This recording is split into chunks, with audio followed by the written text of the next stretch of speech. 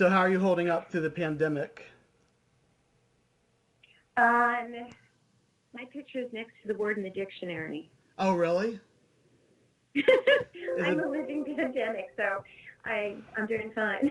okay? You know, So, I think, I mean, if it's a real question, I think that, it's gotten, at first it kind of, gave us all punches in the stomach, and we thought it was going to be temporary, and then it's not temporary, it's going to be longer than we thought.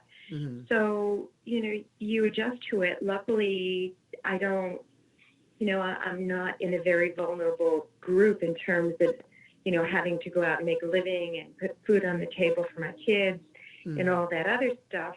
Yep. So, the way I've dealt with it is I just kind of, created my own little bubble, my own little space with my family. Mhm. And actually, it's been a very enriching experience for me because I never would have stopped and spent the time and done and cooked. I mean, I've been after dinner for the Yeah. only thing I made was the video, which was like 3.5 months ago. Right. But I haven't been out for 4 months. I mean, just been here with my son, with my younger son, Mhm. and we're self isolating and bonding and cooking Cool. and reading, which I never do because I have ADD. I could never read before, but I kind of forced myself to read Yeah. and doing things that I would not have done otherwise. I mean, I I don't love the dishes, but I right. don't mind the laundry. It's weird. It's I know. like mindless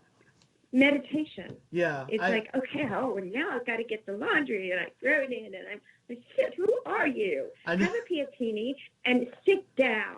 I have to tell myself. Was Fiddler the first musical production you did on Broadway? Because I know you did Midgie Purvis and a few other shows. Was Fiddler the first musical one that you did? Yeah, it was the first musical that actually came to Broadway. I did a show with Robert Preston called We Take the Town. It was a show about Pancho Villa, kind of kickoff, but we never made it to Broadway because they were Okay. rewriting it and it got messed up. So yeah, Fiddler was my first Broadway musical. So, and if I'm correct, in that one you replaced someone in that role as Bielke, right? Yeah, Linda Ross was her name. So, what was that experience like? How did you have like a conscious approach to how you played the role, or what do you remember about the process of doing that show?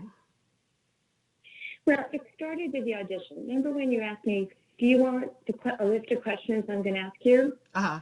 And I said no. So I just, for me, spontaneity is the best way to approach anything you do. Of Mm. course, you have to be prepared to an extent, but spontaneous. Like when I auditioned for Fiddler, Hal Prince was there, Vera Mostel was there, and I got the call the day before. You have to sing a ballad, Mm. and I wasn't singing ballads at that time. I was doing, would you like to swing a Oh star? yeah. I got me, that kind of crap that kids do, right? Yeah. So I'm like, okay, I got to learn it. My mother, you got to learn this. Every time my heart begins to cry, the world steps on my. Anyway, it had a Mm. lot of lyrics. Every time, and I got up there, and I went up on the lyrics, and I made up my own lyrics. Oh wow. and they knew this, and Zero said, "Hey, if that girl can do that, she's my kind of girl. She can do the show with me." Because he was very crazy and spontaneous. You never know what he'd throw at you. Wow. So that kind of got me in the door, and that was my audition. And then it was 2 years of my life Yeah. when I was in school. And so they built me a little desk downstairs and stagehands that helped me with my homework. Mhm. And then I'd go up to the queue and come back down. And so it made it kind of like a normal kid thing where I did what I had to do. And we became like a family. You mentioned touring with Applause and then how you tried the married life settling down for a little bit, but it was in you. So I was wondering, I think it was around that time that you started doing your own shows, like in Vegas and South Florida, like at the Riviera and the Diplomat Hotel's Tack Room. So what was it like putting together your own show, and what were some of the I don't know, I guess both challenges and highlights of going from being a player in touring shows and part of a cast to leading your own showcase, night after night. Yeah, it was a nice transition. Mm-hmm. A lot of the reasons I decided to do that was because I was married, Mm-hmm. and I couldn't go on the road for 9 months like I used to go on the road. Mm-hmm. So this way, can you have my, hold on. Yeah. Yeah, it's still beeping. This way I could have my own schedule and, coordinate it with my husband and do a weekend here, Mm-hmm. go to Tiny Tim, South Florida, with Tiny Tim's opening act. Oh, wow. I didn't know that. Yeah. Oh, my God. I shouldn't have told you that. So around that time is when you made a big move. I guess in hindsight, it was kind of a big risk you took, partnering with the London Philharmonic Orchestra and tackling the standards. And so I was wondering, what about that moment made that the right move, and how did you come to that decision to go that route? Well, there were two things. A, it was a credibility move because, my reputation as an actress and all, and Pia Zadora and who the hell and a celebrity for celebrity's sake kind of just, followed me because I couldn't get out of the bad movie rut. And camp queens just don't matter in Hollywood. I mean, they don't get the credibility. And singing was something that I always done, something that Frank Sinatra told me to do. And, he was right. He said, sing the standards. So, and then, he's on tour with me.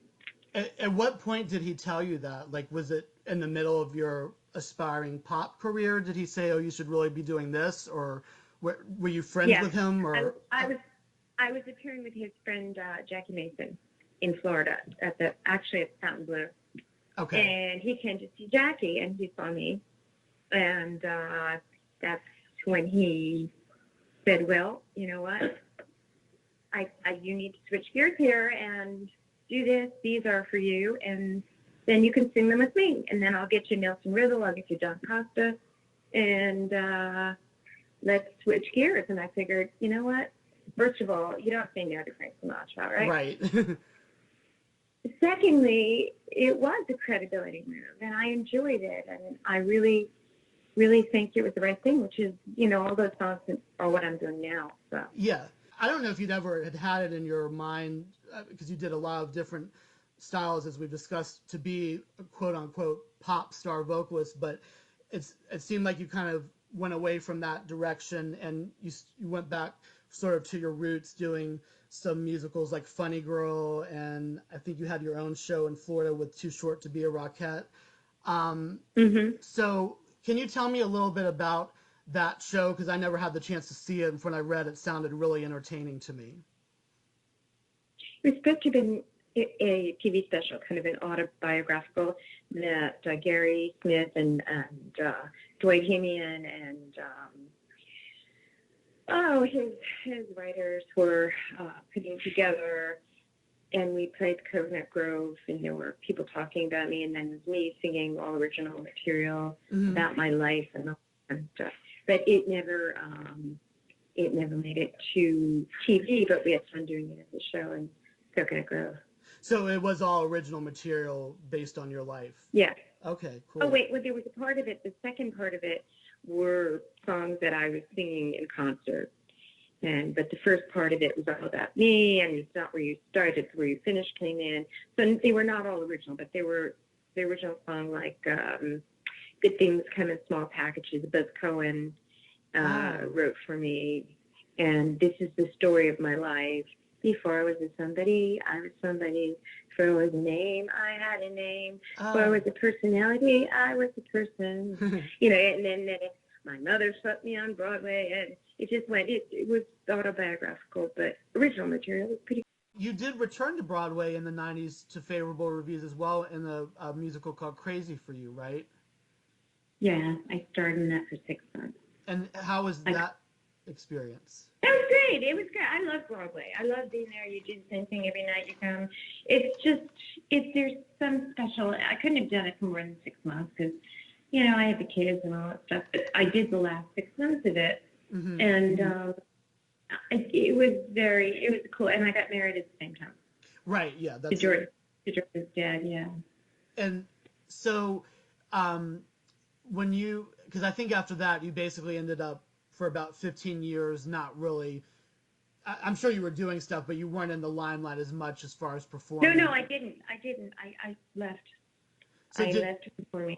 After Crazy for You, I got married. Then I had a miscarriage, and then I had Jordan, and then I had two. The kids were like 10 and 12 at the time, the older ones, and I realized that he had certain needs that were required of me that I needed to really be there and take charge for the first time as a mother. Mm-hmm. With the others, I was there. They were with me, but I had nannies. But he had more. He required more of my attention and my therapies and my this and doing and all that. So I just stopped and took care of him. And then I married the cop, from Vegas because I had a stalker, and he was the cop that my thing went across, the domestic violence, sexual assault on the strip, this big hunky Alec Baldwin type who turned out to be a really nice Midwestern Catholic boy. Mm-hmm. And I married him and lived in LA for a while. And then we moved back to Vegas because he wanted to get back on Metro. He was at the sheriff's department for a while. Okay. And that's when I looked around and I said, oh my God, well, Dina. I go to Dina Martin. She brings me on stage. I go here to bring me. Shit, I can do this. Well, I better just goddamn, wrap it up and do it. Get whatever I need done and do it. And I did it. And I started. And I was didn't you start off back like in Florida doing a series of shows there for a while with your Back Again and Standing Tall? Oh. No, I just went to a couple of performing arts places with a really bad act. Oh, really? Okay. And then I came back here and said, fuck this. I just want a trio. I don't want to be Pia Zadora again. Oh, so you were trying to do stuff like with orchestras again for a minute or something like that? Yeah. And Walter Painter and stuff, dancing and all that shit. And that's not what felt right. Okay. I was trying it out there and it didn't work. So came back here and said, you know what? I'm just going to get Vinny and we're going to do this again. I'm going to be what Frank Sinatra always wanted me to be, a chanteuse. He always wanted to be a nightclub singer. Yeah. So fuck it, I can have a drink in my hand all night and everybody will be so drunk. They won't be able to listen. They can't judge me. They'll be happy. But it's so fun. It was so fun up here. How did you come up with the arrangement of Pia's place at Piero's? Like, how did that sort of... Well, when I started to get the fever again to work, when my friends were working and it was fun, it's Vegas, so it's like a throwback thing. Yeah. Where I can just, it's a different thing. I can't do that in LA. Right. And so I did. I played the Smith Center and I played the Suncoast and, venues like that. But you can only play them like every 2-3 months. And I'm like, I can't. I want to just do something on a regular basis. I want something that's my signature. And I had been going to Piero's as a restaurant because it's the most fabulous, old school place in town with a history. They shot Casino there, Frank Sinatra, Don King, the mayor, this. It's a very, very high-end kind of a cool place with the really special clientele. Yeah. And there was a lounge in the front. And, they asked me to come to San Francisco to Feinstein and this and to the place in L.A., but I don't want to travel. So I said to Freddie, the owner, what about, let's try this as Pia's place. Give me that goddamn room that no one's ever in. And he said, okay, let's just put up the marquee and bring your band in and see if it works. Well, 7 years later, and it's kept me having so much fun for 7 years because I screw with the audience. We have regulars. We have people that come in from all over. And it's a small venue. It is kind of like a Feinstein. You know what I mean? Yeah. Kind of like my own room, my own nightclub room. And I just love that. And then I have Sonny Charles with me. Took him like 3 years into the run. I picked up Sonny. He was with Steve Miller Band. And he had, you're a music guy. Remember Black Pearl? Black Pearl, precious little girl. I can lift you up where you belong. And he and Phil Spector, made that record, and he was with the Checkmates, and then he went with Oh, Steve Miller Band, yeah. and he opened for Sinatra, and he is so cool. So the two of us, he's my special guest there, and we just have a blast every weekend. We had a blast every weekend till, this shit hit the fan. But So you've been doing typically two nights a week there. Is that what you do? oh yeah, 2 nights a week, Friday and Saturday. Mm-hmm. And then I do other stuff around town though, because I'm the go-to girl. I'm the only, kind of celebrity that is not a local celebrity, a national celebrity that is here. So I do stuff. If there's an event, I'll co-host it with somebody, or I'll go and sing a special event during the week and that kind of stuff. You know what I Yeah. mean? So I keep my finger in the pot like that, and I love it.